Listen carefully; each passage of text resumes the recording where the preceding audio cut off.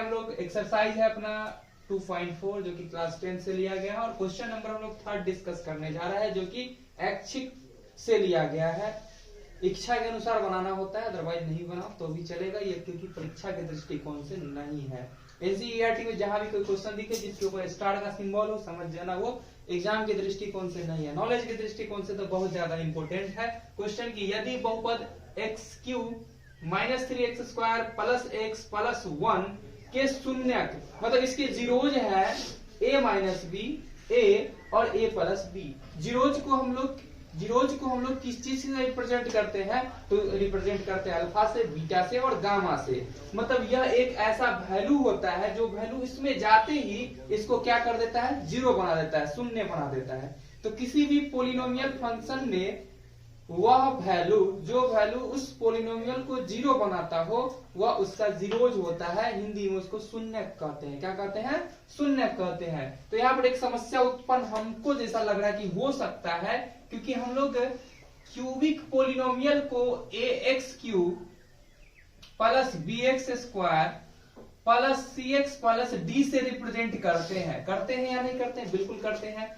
लेकिन यहाँ पर इस चीज से रिप्रेजेंट करेंगे तो थोड़ा कंफ्यूजन उत्पन्न हो सकता है, क्योंकि यह भी ए बी के फॉर्म में ही इसके जीरोज हैं।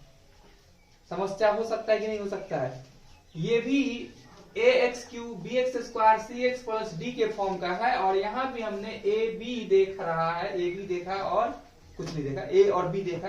तो इसको ए और बी मान करके इस इक्वेशन को लिखना अच्छा नहीं माना जाएगा। हम लोग कुछ चेंज करते हैं इस इक्वेशन में, ए के जगह पर कुछ रिप्लेस करके डालते हैं, और मेरे हिसाब से अच्छा होगा पोलिनोमियल मान लेना। पोलिनोमियल पी से रिप्रेजेंट होते हैं, तो इसको हम लिखेंगे पी एक्स क्यूब प्लस का पी, उसके बाद Q x square, P Q are x समझ रहा बात? मतलब हम लोग ए की जगह पी, बी की जगह क्यू, सी की जगह R, P Q R, D के जगह एस मान लिए। अब कंफ्यूजन नहीं होगा, समझ में आ गया बात? क्योंकि यह भी ए बी के फॉर्म में जीरोज थे, और यह भी इक्वेशन को ए बी के फॉर्म में डालेंगे तो आगे समस्या उत्पन्न हो जाएगा। हो सकता है ए से ए कट जाए, बी से बी कट जाए, कोई रिजल्ट निकलने को नहीं आना। या दूसरा व्यक्ति इसको ऐसे ही मान सकता है, इस टर्म को मान लो a dash b dash c dash भी मान करके बना सकता है, कोई दिक्कत नहीं है, जैसे भी मानना है मान सकते हैं। तो हम लोग क्या करते हैं, यह अपना क्या है? एक पोलिनोमियल है, तो बोलते हैं क्या चीज? X cube minus 3x square plus का एक्स प्लस 1 का तुलना p x cube plus q x square plus r x plus s से करने पर तो हम लोग इससे तुलना करते हैं। तुलना करने पर क्या पाते हैं, तुम लोग ध्यान से देखना इस चीज को।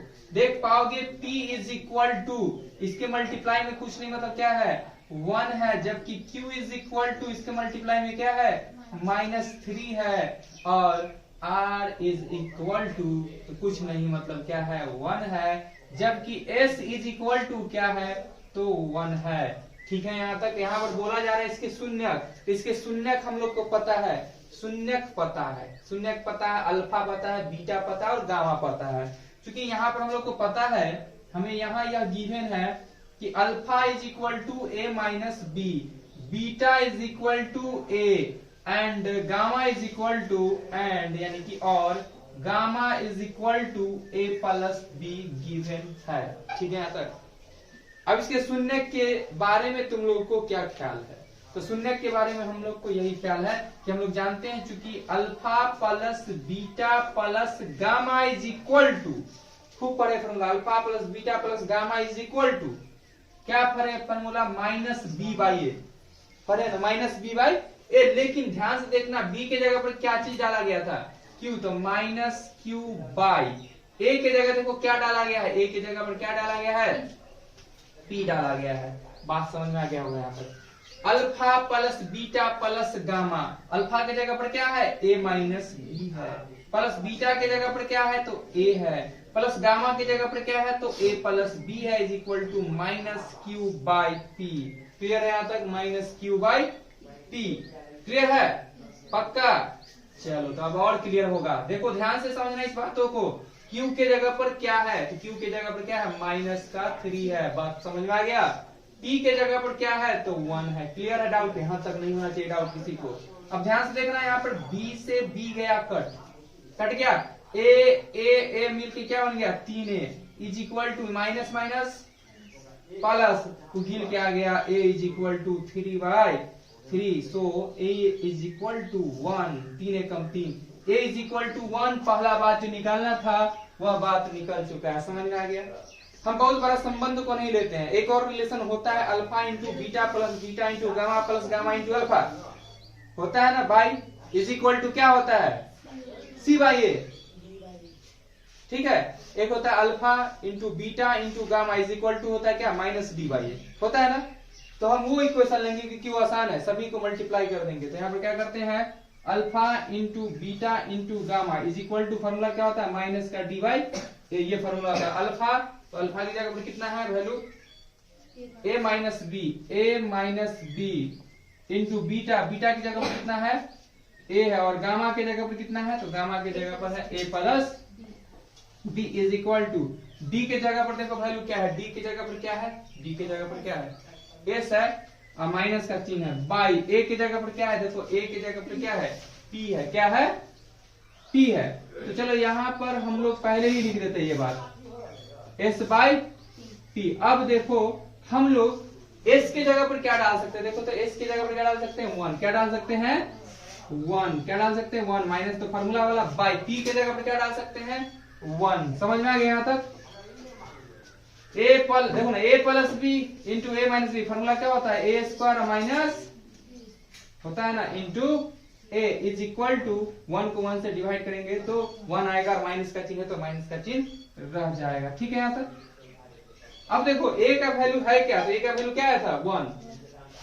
तो A की जगह पर डालेंगे 1 का square minus B² as it is रहेगा, इंटू A की जगह पर 1 इज इक्वल टू माइनस का 1, यहाँ ब्रैकेट में डाल देते हैं। चूंकि A बराबर हमने क्या लाया था, 1 लाया था, तो वो वैल्यू हमने पुट कर दिया। 1 का स्क्वायर क्या हो गया, 1 minus B² is equal to -1। ये 1 से इसमें मल्टीप्लाई करेंगे तो एज इट इज रहेगा, चेंज तो हो रहा नहीं है। ध्यान से देखो, तो minus B² is equal to -1 plus का इधर आया तो माइनस का 1, तो minus B² is equal to minus minus minus 2, minus से minus cancel, this implies B is equal to √2। तो वैल्यू क्या आएगा, पॉजिटिव नेगेटिव दोनों हो सकता है।